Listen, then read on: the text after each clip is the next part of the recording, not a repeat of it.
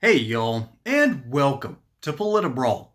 My name is Brian, and Tom Homan completely smokes Kaitlan Collins because she still refuses, just like the mainstream media, to admit the truth about Abreu Garcia. Let's dive in. One thing that has been on my mind as we've been covering this is President Trump was in office in 2019 when an immigration judge granted this withholding removal status to Abreu Garcia. It was the Trump Justice Department then that decided not to appeal it or fight it. Do you believe that they should have here? Well, the conditions of the country are different now than they were back then. Maybe the condition of the country is one that the withholding made sense. I mean, I wasn't familiar with the case back in the first administration, but a lot of things could have changed since then. The condition of the country could change. The ruling could change. The facts of the case could change. I'm not familiar on the investigation, the removal from back in the Trump 45, but I'm sure DOJ is well aware of it, and they're litigating it as they seem appropriate. But of course, you are someone who is at the center of the immigration fight and deporting people who are here illegally. This one individual. How's that the center of the immigration fight and all these? It's just, Kaitlan, no one asks these questions about the proper vetting of the millions of people the Biden administration pushed across the border, at least in this country, illegally. No one's concerned about the vetting then. All of a sudden now everybody wants to be concerned about the vetting of people that even be deported. I mean, it seems like a one-side show, but I stand by the fact that I think things were done right with this case. He's an MS-13 gang member. He has a final order of removal. He is designated terrorist, and he's back in El Salvador, his homeland. And anything beyond that, we'll let the courts settle on it. You say everything was done right here. And I heard Stephen Miller in the Oval Office on Monday also arguing that he was lawfully deported. But this administration has admitted in court that he was mistakenly deported, that he should not have been deported. Look, they say there's administrative error, but if you look at the case, if I look at the case as a non-attorney, just an enforcement officer, I think things were done right. Again, they're talking about, well, it might have been a paper error about the withholding, but if we look at the case, then he's designated terrorist. I think that withholding has been set aside. That is my opinion. But again, we'll let DOJ fight it out. Well, I mean, the Solicitor General, it was the third in the chain of command at the DOJ, has said that this was an error. Then I'll let them deal with it. I'm giving you my opinion. I said I'm not going to get in the middle of what DOJ is arguing in court. I'm telling you, from my stance, what we've done, I believe, is correct, and that's why DOJ is standing by the fact that what we did was right. You know, I've seen some people look at this and say they're worried that the stance of this administration when it comes to this is that if someone is deported by accident, that they have no responsibility for them once they are in the custody of a foreign government. What would you say to that? Well, they're in the custody of El Salvador. He's an El Salvadoran national. He was born in El Salvador.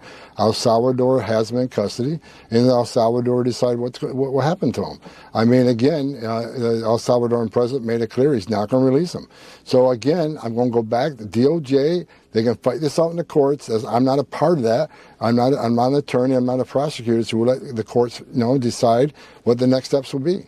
Even though it was a U.S. immigration judge who said the one place he can't go is El Salvador. I mean, he could have been deported literally anywhere else. Again, we can keep going back and back, but again, that was years ago. Country conditions were different. That gang no longer exists in El Salvador. He had been designated a terrorist since that time. 2 different federal judges said he's an MS-13 member. A police department said he's an MS-13 member. ICE status shows he's an MS-13 member. El Salvador says he's an MS-13 member. As you know, MS-13 has been designated terrorist. The case says that the facts of the case have changed since that first decision. So again, I'll leave it up to the DOJ to argue that case in court, but that is where I stand, and that's my belief. And there you have it, in black and white, all thanks to Tom Homan. He waited and waited and finally sprung his trap card because Kaitlan Collins kept pushing the argument just one step too far and finally stepped into the trap. And the trap, as a matter of fact, was fairly simple. Back in 2019, when Abreu Garcia was first apprehended by a U.S. immigration judge, and that judge gave the ruling that El Salvador was not safe enough for him to be deported. He must remain held in the United States until further notice. Basically, they let him out again on parole on probation for good behavior. Okay? That's what happened. Well, guess what? El Salvador has fixed up its gang problem. It has fixed up its violence problem, and it's now one of the safest countries in this entire hemisphere. It's safer for the most part than a lot of our cities. Let's be completely honest here. El Salvador is now rewriting the book on how to just turn around an entire country, all right? And South America is leading the way in that regard because you also have Milei down in Argentina. He's cleaned up his borderline socialist government, all because he has just removed the bloated carcass that was their bureaucratic state. Funny, it's almost as if that removing government waste is a good idea. You'd think that the Democrats, even though guys like Barack Obama talked about this and gave lip service to it all throughout his administration, you'd think that they'd be okay with that. But no, it's because Trump is bad, Elon Musk is bad, and Bukele's a dictator.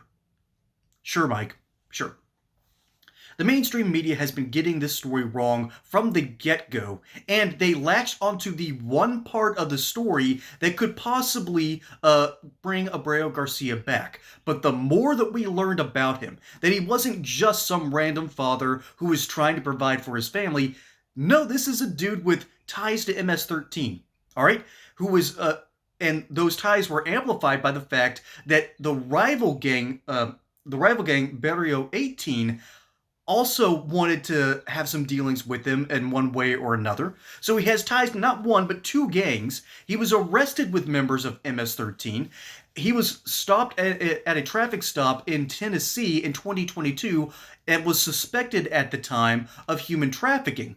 This dude has had all these little clandestine actions follow him around and around, and eventually enough of those puzzle pieces fit together and you can see the entire story.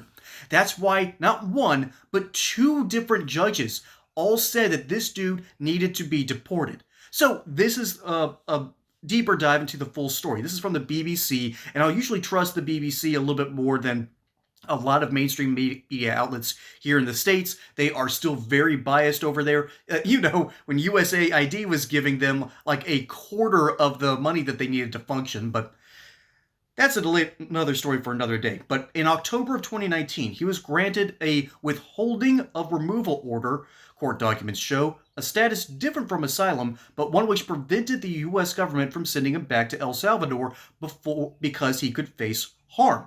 And Garcia's lawyers say that he was granted the status based on his well-founded fear of persecution by Barrio 18, the main rival gang of MS-13.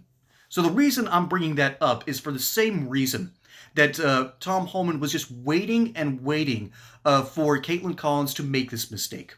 And that mistake was she pushed the envelope a little too far, and finally, when you realize that, yeah, Garcia was likely a member of MS-13, MS-13 has been considered a terrorist organization by the Trump administration and the Bukele administration. And so when he was deported, the only question remained is, did we have all the paperwork correct? I personally think we did. There was another court that said, no, I don't think you can do this. You got to bring him back. Even though we had deported him to the correct country. There was no longer a fear of reprisal because those gangs don't exist in El Salvador anymore. They're gone, all right? And by gone, I mean they're in a supermax prison, and there is not going to be an Andor-like prison break going on there. Okay, the Great Escape, that ain't happening anytime soon. That is all because Bukele did what was necessary and was mandated by his own people to fix the crime problem in El Salvador. And now that nation is thriving. That's what happens when we have elections. That's what happens when democracy is done properly. You now have a mandate of the people, and now Bukele, he can rest. Okay? He's not Thanos who snapped his fingers, but this dude can rest on his laurels. This dude doesn't need power anymore. But you know what? He's still doing a good job, so why ruin a good thing? Okay? And meanwhile, Tom Homan is out here telling the truth to the mainstream media, which is still fumbling over themselves.